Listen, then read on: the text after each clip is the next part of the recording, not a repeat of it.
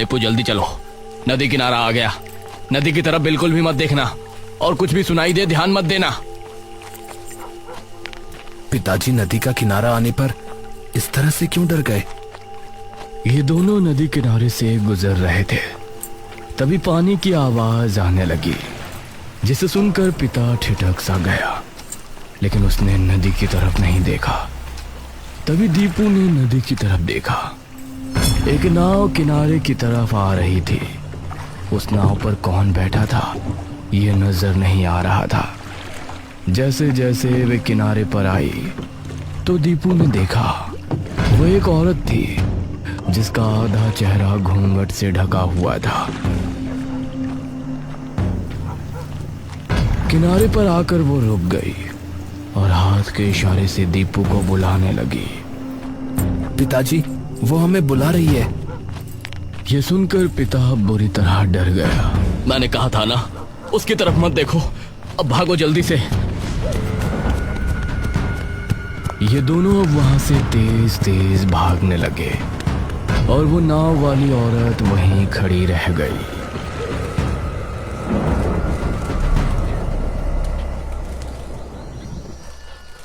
एक महीने बाद दोपहर का समय था। गांव के लोग अपने अपने कामों में लगे हुए थे।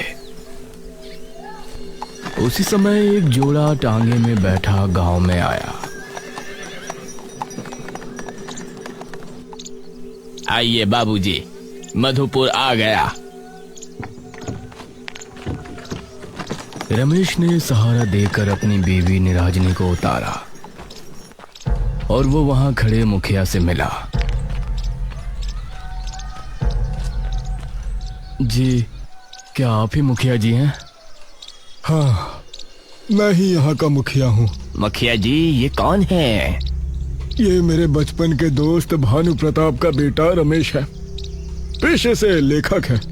बहू गर्भान्य है तो शहर के करीब रहना चाहते हैं। अब हमारा गांव तो शहर के बहुत करीब है ना, इसलिए ये आज से यहीं रहेगा। आपका बहुत बहुत शुक्रिया मुखिया जी।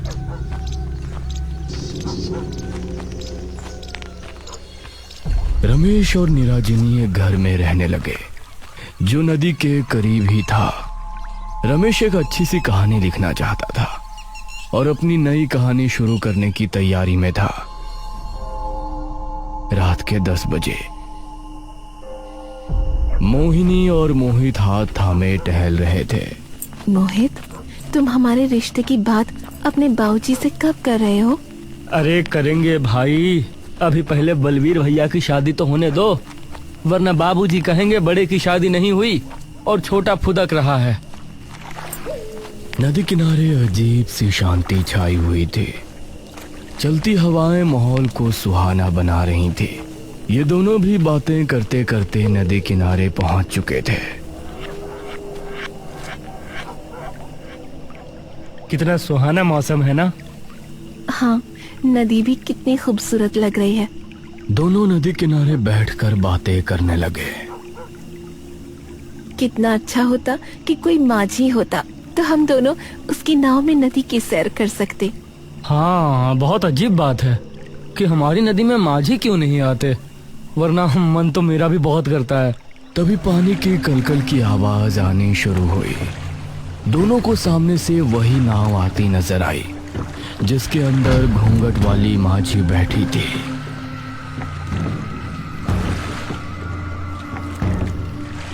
अरे वाह, ये तो बहुत अच्छा हुआ। वो देखो, माझी आ रही है। माझी किनारे पर आ गई और उसमें बैठी औरत शांत रही।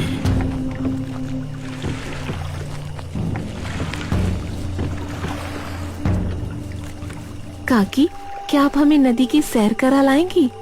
इस पर उसने हाँ में सिर हिलाया। अरे वाह, चलो। दोनों एक एक करके उसकी नाव में बैठ गए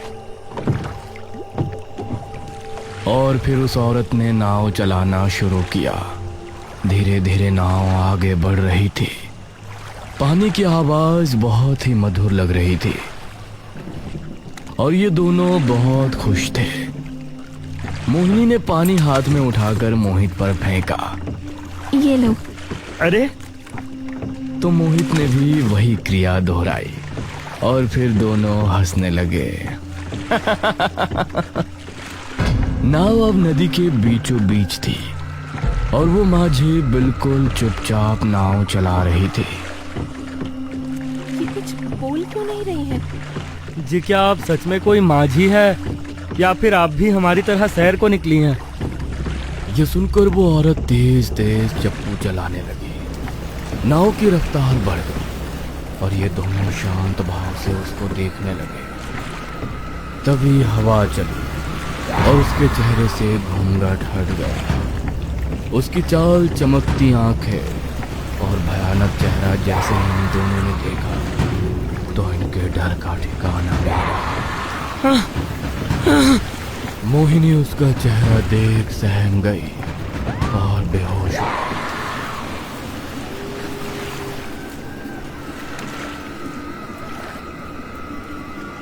कुछ देर बाद मोहिनी की आंख खुली तो वो किनारे पर अकेली पड़ी थी। उसने इधर उधर देखा और खुद को अकेला पाकर घर की तरफ दौड़ पड़ी।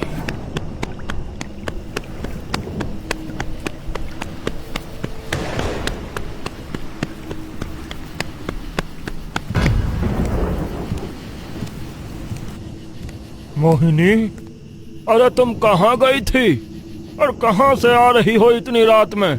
मोहिनी बहुत डर में थी लेकिन अपने पिता को मोहित के बारे में बता नहीं सकती थी, इसीलिए वो चुप ही रही और उसके पिता ने उसे घर के अंदर भेज दिया। उसको मोहित की चिंता हो रही थी। शाम होने पर उसको अजीब अजीब आवाजें सुनाई देने लगी, जैसे कि कोई माझी तेज तेज चप्पू चला रही हो। ये चप्पू की आवाज यहाँ कैसे आ रही है? उसने खिड़की खोलकर देखा तो उसको अपनी आंखों पर यकीन नहीं हुआ। उसने देखा कि सामने वही औरत नाव के अंदर खड़ी है। उसकी माँ उसकी चीख सुनकर वहां पहुंची। क्या हुआ बेटा? मोहिनी ने खिड़की की तरफ इशारा करते फिर से देखा, माँ वो। लेकिन इस समय खिड़की के बाहर उसका बगीचा नजर आ रहा था। ये देखकर मोहिनी के मुंह से आगे कुछ नहीं निकला। रात होने पर मोहिनी सोने के लिए बेड पर पहुंची। करीब 1 बजे जब वो गहरी नींद में थी तभी उसको अपने पैरों पर कुछ गीला महसूस हुआ और उसकी आंख खुल गई। कौन है? लेकिन आंख खोलते ही उसने पाया कि उसका बेड नदी के बीच तैर रहा है और वही घूंघट वाली औरत अपनी नाव में बैठी उसकी तरफ आ रही है। ये सब क्या है? मेरे साथ क्या हो रहा है? क्यों मेरा पीछा कर रही हो? तभी उसे किसी ने हिलाया तो वो अपने सेंस में आई। उसने पाया कि वो अपने कमरे में ही है और उसके माँ बाप उसके पास ही हैं। क्या हो बेटा, तुम इतनी अजीब बर्ताव क्यों कर रही हो? मोहिनी कस के अपनी माँ के गले लग गई और फिर उसने अपने माता पिता को सब कुछ बता दिया। ये क्या किया तुमने? अरे नदी पर गई और उस माझी की नाव में भी बैठी और ये सब आप बता रही हो? पिताजी, मैं वहाँ मोहित के साथ गई थी, इसलिए डर की वजह से आपको बताया नहीं। आप उसे पसंद कहाँ करते हैं? ये सुनकर मोहिनी के पिता ने उसकी माँ की तरफ देखा और मोहिनी को आश्वासन दिया। वो मोहिनी का खास ध्यान रखने लगे, लेकिन मोहिनी को हर जगह वो माझी दिखाई देती। मोहिनी ऐसे में मोहित को बहुत याद कर रही थी और इससे तंग आकर उसने फैसला किया कि वो उस औरत से जाकर मिलेगी और मोहित से उसके बारे में पता करेगी। रात 12 बजे वो नदी पर पहुंची तो सामने उसको नदी किनारे वही औरत खड़ी नजर आई। तुम क्यों मेरे पीछे पड़ी हो? और मेरा मोहित कहाँ है? क्या किया तुमने उसके साथ? आओ मेरे साथ आओ, मैं तुमको उससे मिला दूंगी। मोहिनी उसके कहने पर वापस माझी में बैठ गई और फिर उस औरत ने नाव चलाना शुरू किया। जैसे जैसे औरत आगे बढ़ रही थी मोहिनी के दिल की धड़कन भी बढ़ती जा रही थी। कुछ देर चलने के बाद नाव एक टापू पर आकर लगी। यही है तुम्हारा मोहित? क्या तुमने मोहित को इस टापू पर छोड़ा है? यह सुनकर उस औरत ने हाँ में सिर हिलाया। मोहिनी उसकी नाव से उतरी और आगे बढ़ गई। टापू बहुत सुनसान था और वीरान भी। मोहिनी एक डर के साथ आगे कदम बढ़ा रही थी। ये मुझे यहाँ क्यों छोड़ गई? मोहित, मोहित क्या तुम यहाँ हो? वो बार बार आवाज लगाती, लेकिन उसे कोई जवाब सुनाई नहीं दे रहा था। तभी अचानक उसका पैर किसी चीज से टकराया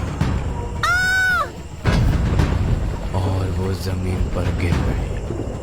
उसने पाया कि मोहित जमीन पर मृत हालत में पड़ा है।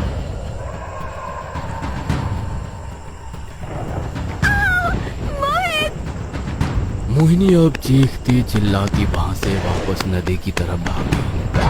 तभी वही नाव वाली औरत अचानक से उसके सामने आ गई और भयानक अंदाज में बहुत जोरों से चिल्लाई। अगले दिन मोहिनी के गायब होने की खबर गांव में बुरी तरह फैल गई।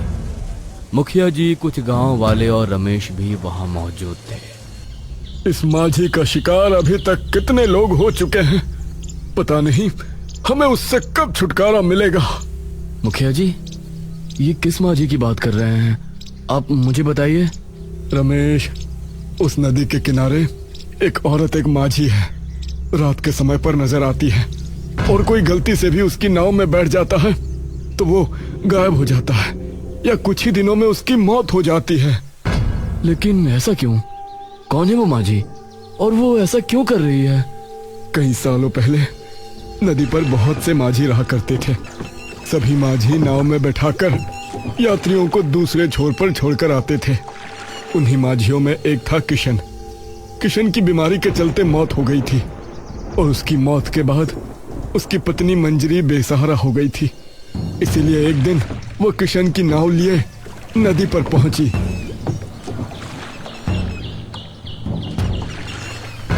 ये क्या कर रही है मंजरी? तू इस नदी में माझी नहीं बन सकती। इस पर सिर्फ हम मर्द अपनी नाव चलाते हैं। औरत का काम करना गांव का और हम मर्दों का अपमान है। मुझे इस समय धन की जरूरत है और ये मेरे पति की नाव है, मैं इसे क्यों नहीं चला सकती? बावली हो गई है क्या? तने पता ना कि औरत का काम करना ठीक ना से? उसे गैर मर्द गंदी नजरों से देखे से। हाँ, अगर मर्द गंदी नजरों से देखते हैं तो उनको अपनी नजर ठीक करनी चाहिए, उसमें मेरी कोई गलती नहीं। रही बात काम करने की, तो मैं भीख मांगकर अपना घर नहीं चलाने वाली। मैं इस नदी में भी अपनी नाव चलाने की हकदार हूँ और मैं भी एक माझी बन सकती हूँ। ये सुनकर बाकी सभी माझी अपने दांत भींचने लगे। सभी ने मिलकर योजना बनाई और जो भी यात्री नदी किनारे आता वो मंजरी की नाव में उसे बैठने ना देते। आइए भाई साहब, आपको उस पार जाना है, मैं छोड़ दूंगी, सिर्फ 4 आने में। तभी बलबीर आगे आकर बोला, अरे हमारा धंधा को खराब करना चाहती है क्या?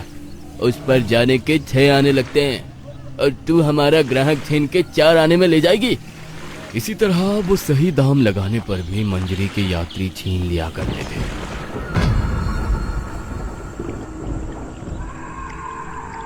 एक रात मंजरी अपनी नाव में सवार नदी किनारे बैठी थी और उसी समय एक माझी अपनी नाव के साथ वहां मौजूद था, जिसने अपना चेहरा गमछे से छिपाया हुआ था।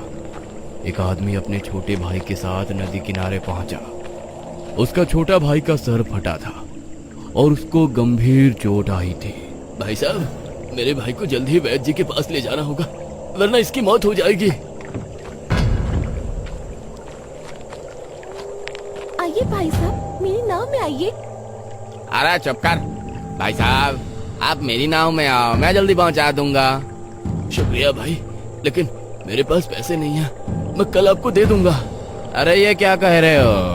पैसे नहीं है तो हम लेकर भी नहीं जाने वाले, पहले पैसे लेकर आओ। उस माझी ने गंभीर हालत में देखते हुए भी उसको ले जाने से इनकार कर दिया। भाई साहब, आप मेरी नाव में बैठ जाइए, मैं आपको छोड़ देती हूँ, आप पैसे मत देना। आपका बहुत बहुत शुक्रिया बहन। वो आदमी अपने भाई को मंजरी की नाव में बैठाने ही वाला था कि तभी बस बहुत हुआ इस मंजरी का, अब हम इसकी मनमानी नहीं चलने देंगे। यह हमारा धंधा चौपट करके ही मानेगी। अगर तुमको बिना पैसों के नहीं जाना तो मुझे इसे ले जाने दो। बेचारा कितने दर्द में है, आपको दिखता नहीं? इसको जल्दी ही वैद्य के पास नहीं ले जाया गया तो इसकी मौत हो जाएगी। हाँ दिख रहा है, लेकिन हम तुझे फ्री में नहीं ले जाने देंगे। मैं इसे आज वैद्य तक पहुंचा कर रहूंगी। ये सुनकर उस माझी को गुस्सा आ गया।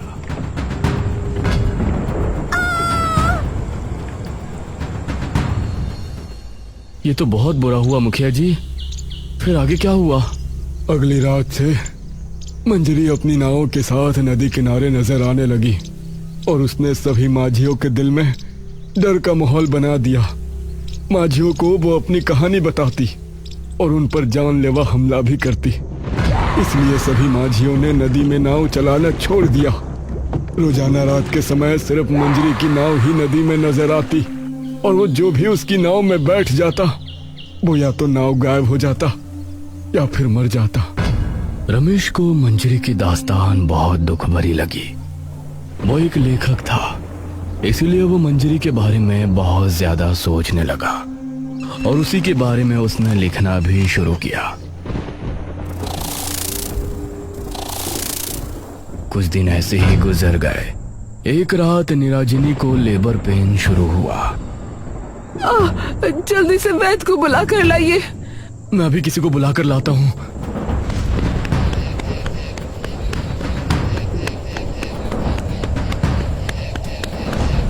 रमेश मुखिया के घर पहुंचा तो वहां हवेली के बाहर ही एक आदमी बैठा हुआ था। बिरजू काका, वो मुखिया जी कहाँ हैं? बेटा, मुखिया जी तो किसी काम से पास ही के गांव गए हैं, 2 दिनों में वापस आएंगे। मुझे मदद की बहुत जरूरत है। निराजनी को दर्द शुरू हो गया है। मुझे इस समय किसी वैद्य के पास जाना होगा जिसके पास दाई माँ भी हो। बेटा, गांव में कोई वैद्य या दाई माँ नहीं है। तुमको महीनपुर गांव में ही वैद्य जी और दाई माँ मिल सकती है, लेकिन वहां जाने के लिए अभी तुमको कोई टांगा नहीं मिलेगा और नदी के जरिए तुम वहां जा नहीं सकते। सुबह से टांगे चलना शुरू होंगे तो तभी कुछ हो सकता है। नहीं, सुबह तक भला मैं कैसे रुक सकता हूँ? मेरी बीवी कभी भी माँ बन सकती है। बेटा, रुकना तो पड़ेगा। बताओ कैसे जाओगे? मुझे नहीं लगता कि इस समय कोई टांगे वाला तुमको वहां मिलेगा।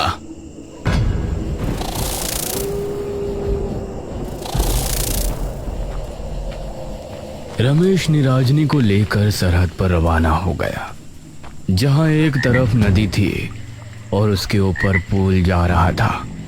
उसने देखा कि पुल काफी ऊंचाई पर है और वहां कोई भी टांगा नहीं है। क्या करूं? अब तुमको कैसे लेकर जाऊं मैं?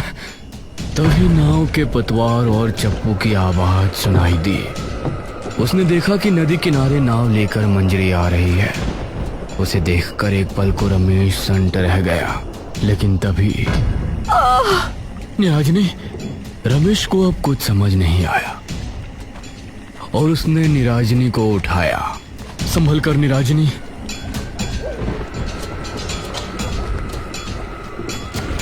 उसने निराजनी को माझी की नाव में बिठाया। हमें अगले छोर पर जाना है, महिमपुर गांव। मेरी बीवी को वैद्य जी और दाई माँ की सख्त जरूरत है। ये सुनकर माझी ने नाव चलाना शुरू किया। आधी रात के समय किसी के साथ नाव में सफर करना, ये जानते हुए भी कि वो एक आत्मा है, ये बहुत ही डरावनी बात थी। लेकिन आज रमेश ने ठान लिया था कि वो अपने होने वाले बच्चे और निराजनी की जान बचाकर रहेगा। नाव धीरे धीरे आगे बढ़ रहा था। निराजनी बहुत दर्द में थी और वो मंजरी के बारे में नहीं जानती थी, इसलिए उसका पूरा ध्यान अपने दर्द पर था। पता नहीं आज मैं जिंदा बचूंगा या नहीं। पता नहीं ये आत्मा हमें सही सलामत वहां महिमपुर छोड़ेगी भी या नहीं।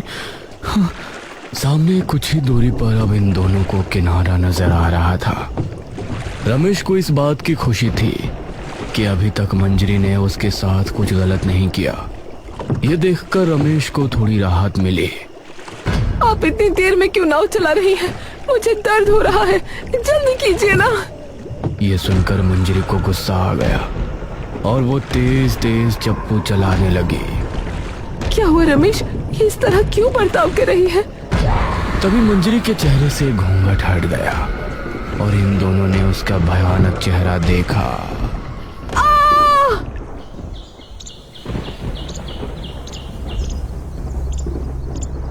अगले दिन गांव में मातम सा माहौल छा गया। सभी लोग रमेश और निराजनी के बारे में अफसोस जता रहे थे। काका, तुमने रमेश को रात में नदी पर क्यों जाने दिया? राम राम। अरे मैंने कहा था रमेश से कि इस समय वहाँ जाना ठीक नहीं, लेकिन उसने मेरी एक ना सुनी। अब तो रमेश भी गायब हो गया। मैं भला अपने दोस्त को क्या जवाब दूंगा? अब मंजरी भी नदी किनारे नजर नहीं आती थी। 3 दिन बाद एक टांगा गांव पहुंचा।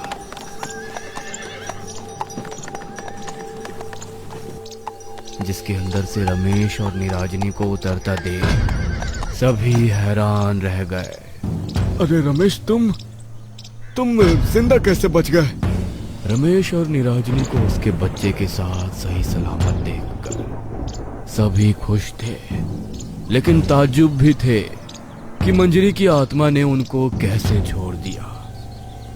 मुखिया जी, मैं एक लेखक हूं और मैं जानता हूं कि हर आत्मा तब तक ही भटकती है जब तक उसकी आखिरी ख्वाहिश पूरी नहीं हो जाती। मंजरी की आखिरी ख्वाहिश थी उस आदमी को वैद के पास छोड़कर आना, और जब मैं निराजनी को लेकर उसकी नाव पर पहुंचा तो उसको निराजनी में वही इंसान दिखाई दिया। उसने हमें उस पार पहुंचाया और इस तरफ उसकी आखिरी ख्वाहिश पूरी हो गई। अब मंजरी नदी पर कभी नजर नहीं आएगी।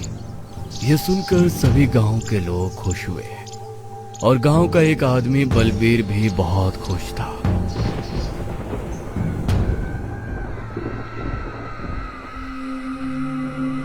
रात के समय बलबीर ने अपनी नाव पानी में उतारी।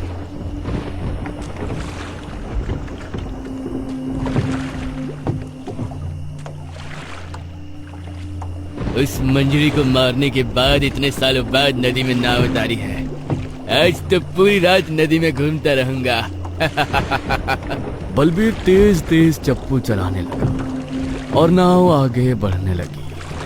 तभी सामने से उसको मंजरी की नाव आती नजर आई और उसके चेहरे से हंसी गायब हो गई, खौफ में बदल गई।